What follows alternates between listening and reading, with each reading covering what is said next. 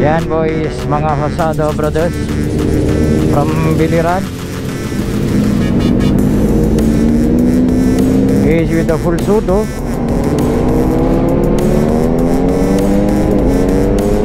So let's go.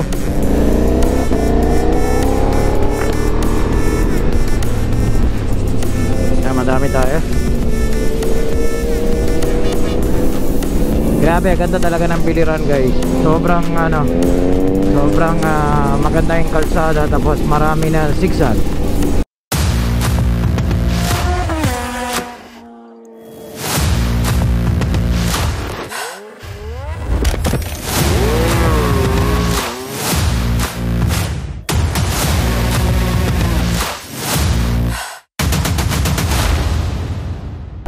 Good morning guys. Actually this is Tacloban. This is my third day. So I am actually here in Pub Cycle Zone in Tacloban, and I am with the Hosado riders, and here is so many mga malupit na riders from Tacloban. Yeah bro, Hosado riders. Anong group mo? Anong group? Anong group nyo? YM3 CP Yamaha Club. Ikaw, pangalan? Yeah, Rich. Oh, fan mo dito? Okay, ikaw. Ikaw. Shout out, Pilili. Oh, ikaw. Sino shout out? Shout out, Mr. Martumal. Okay. Hintayin nyo na lang ha. Tanggalin ko na yung helmet. Init eh. So, sa labas ako guys. Hintayin nyo. So, dito guys, Pub Cycle Zone. So, let's go inside. Oh, maraming tao, no? Yun, no? You know, hi sir, good morning. So, hi sir, this is actually the Pub Cycle Zone. Ito yung malaking shop dito sa Tacloban, di ba? Oh, ikaw yung owner. Anong pangalan mo sir? Ivan Talbo. Ivan here guys. Please come and support his place. So, as you seen, I was in the Pub Cycle Zone. Now we are going to just roam around here in Tacloban, then going to Biliran. So si Francis told me that there is a Francis, the mayor, so told me that there is a one place, there is a one ship is when the Yolanda happened from Dagat, the ship is actually came to the land. So they are going to show me that place. So that is become one of the tourist spot now. So here is Butcho is here. He is from here, and he ride well. So he's there, and sorry guys, my 360 camera is here. You will see in a while why I put a 360 camera for San Juanico guys. So guys, this is actually the place the ship is came. Yeah, from the from when the Yolanda happened, the ship is goes to the the land. So I will be showing inside. That is, they are actually cut on the half piece, and they are putting us a remembrance here. So this is a ship actually passed through here. That is a real one, real ship from the sea. It goes to the land, and you can see. Let me go upstairs and show you. Ganda. Pero sana wala mangyari na mga tao dito. You know, they make it as like this. This came from the sea. So imagine from there, when the Yolanda happened, this ship is goes through here. Sana wala mangyari dito sa mga tao dito. Grabe, no? So boys, I am entering to the San Juanico. I was in Tacloban. Now I am going to show you what San Juanico look like, and here is my Insta 360 is connected. So let's go and do some Insta 360 videos.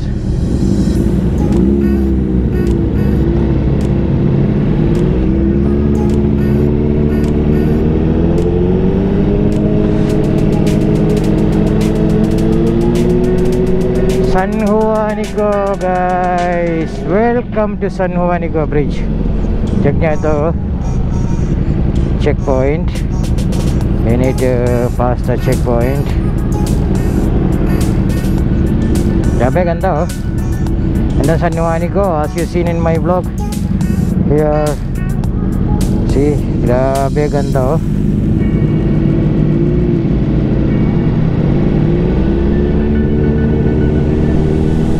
Mga riders behind.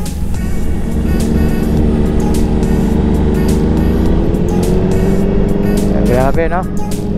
Grabe ganda guys. Tingnan nyo ito. Grabe yung both side. Amazing. Ayan ha.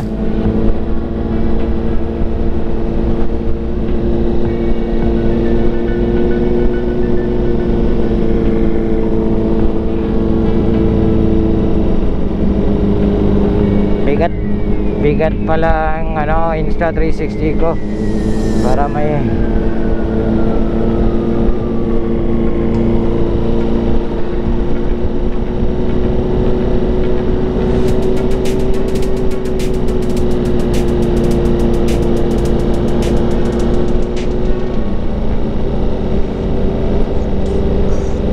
grabe ganda oh.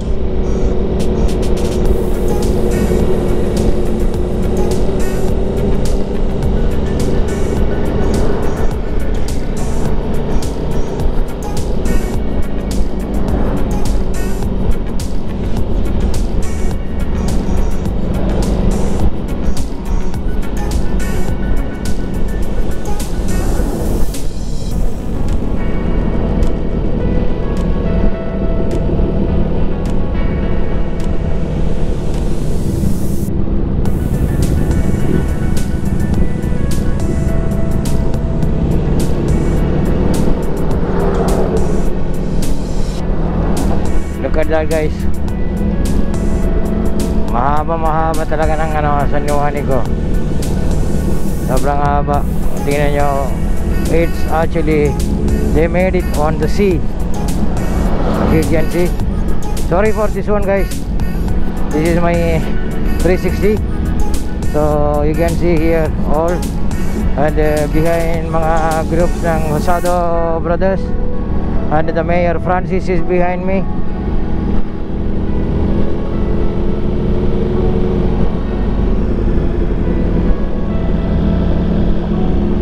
Ganda.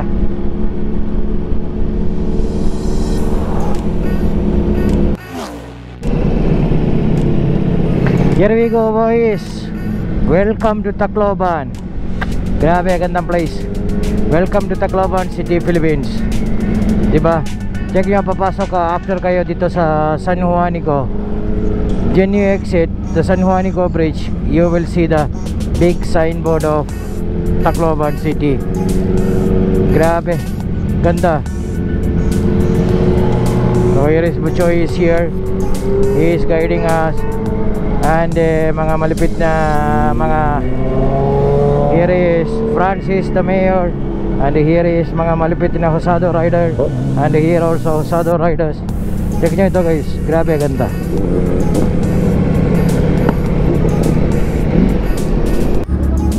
Dito guys, the bypass, most of the bikers come here and they ride here, they stay here, and you can see this is a little bit malayo. If I can zoom it, I will just zoom it for you. That is a San Juanico Bridge on crossing the, you know, the sea. Grabe ganda dito, tingnan mo guys, all nice. And here is mga malupit na riders with me, for we are going to Biliran. So let's go, init eh. Dito guys, actually this corner is most of the people take a picture of them, and they are the mga malupit na mga photographers here. So let's meet them.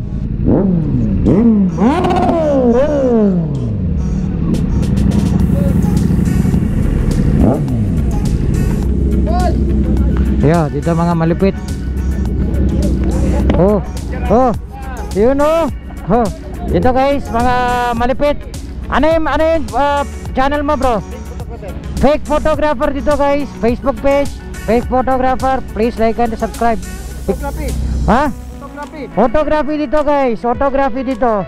Pitik ni Jiloy. Pitik ni Jiloy dito guys, pitik ni Jiloy. Oh, video tayo. Oh. Yeah boys, this is Biliran. This is the place called you know, Lemon. So ito na lang ako park. Mainit dyan eh. Mainit. Ay po. Sada boys from Biliran, and there are so many of them waiting in another place. We will be riding together in most of the places in Biliran in a while. So there are the lineup for today. So let's go and do some chill ride here.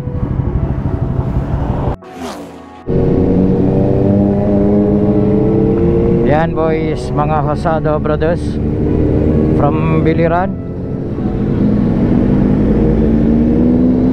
He is with the full suit, oh.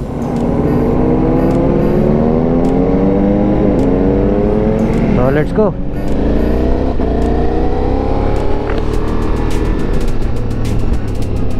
Yan, madami tayo.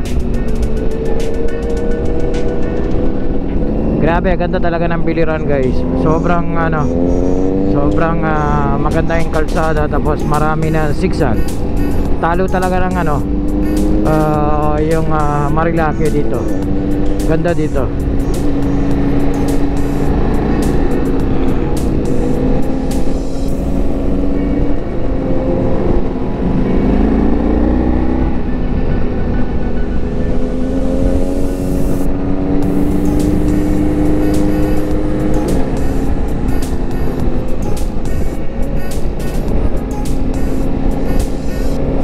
Chill ride boys from Biliran.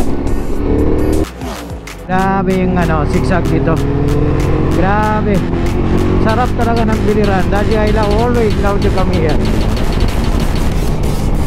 Check nyo ito ng yung zigzag. Grabe. Parang racetrack talaga guys. Tapos wala masyadong kasulubong.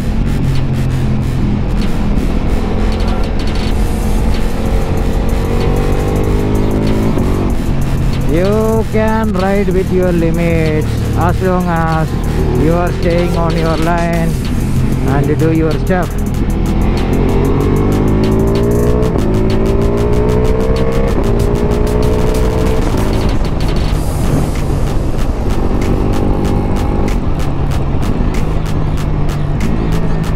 Grabe, sarap ng kalsada guys dito. Lagyan ito ng mga corner dito. Grabe no. Mahaba ng corner, tapos may double FX, triple FX. Grabe, parang racetrack.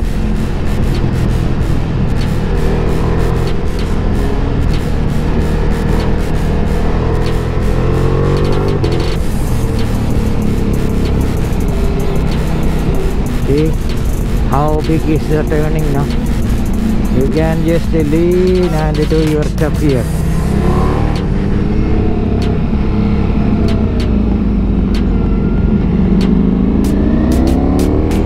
Konting buhangin dyan, mahirap, delikado yan.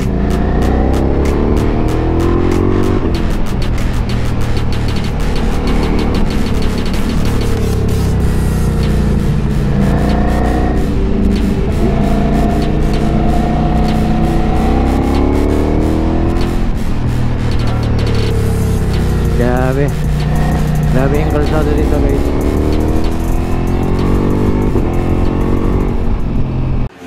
Or here no?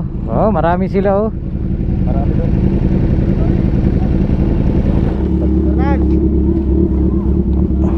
Baba ako bro, baba ako. Ha? Masiring ko, mauna na lang ako kay... Yung mga marami na sila dito oh. Doon na sila oh, marami.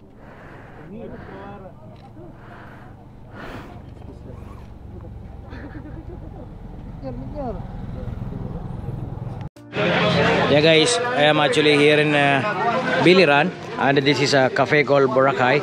Grabe, sobrang masarap na food. Yung food nila, puro native. So tanong na lang ako kay ma'am. Ma'am, asan si ma'am?